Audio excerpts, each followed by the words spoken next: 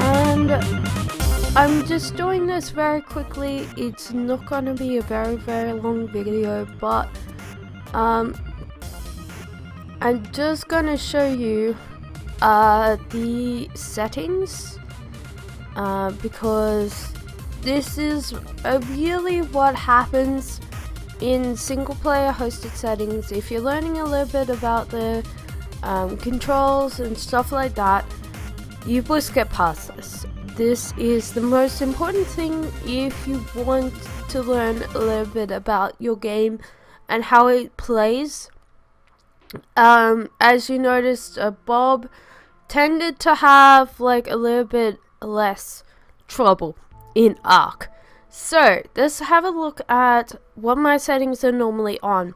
Now my difficulty level is a 0.2. Now normally it's a 0.5. So you can go from 0.5 is in the middle up to a 1.0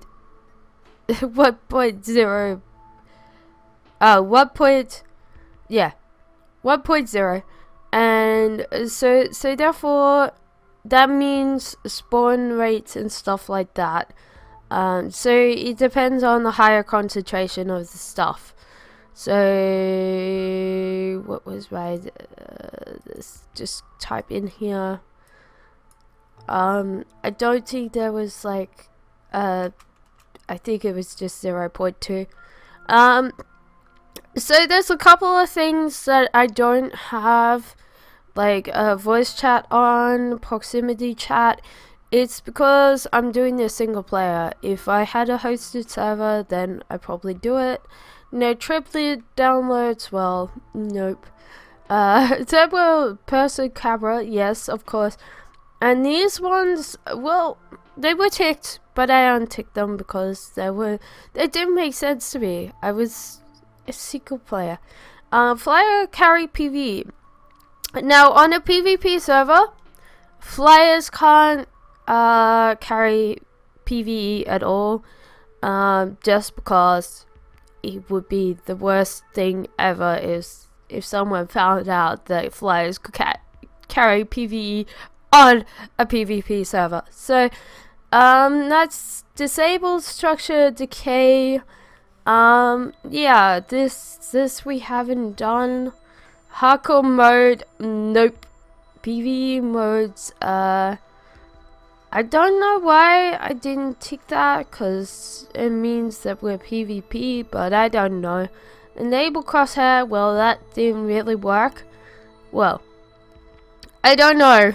It may make me aim better, but it's funny when I actually lose my arrows into a rock.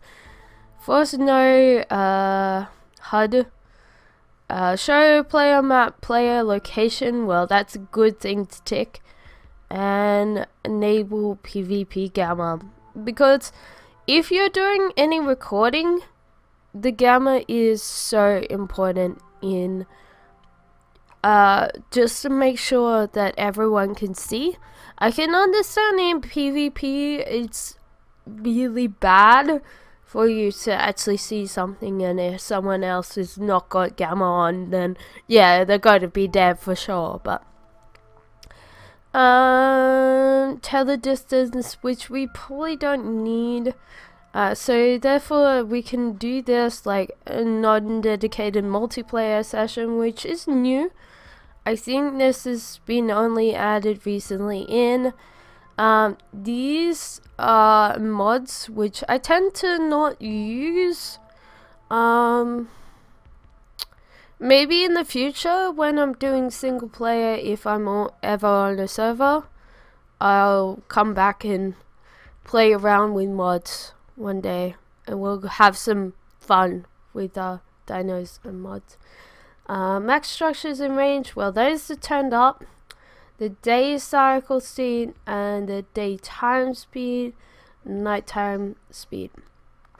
Now these are the times that the cycles go through, and then the daytime speed, I don't know what. Okay, so if someone writes in the comments, okay, this is what it means, So the speed and then day and then that, I'd say that's overall time maybe.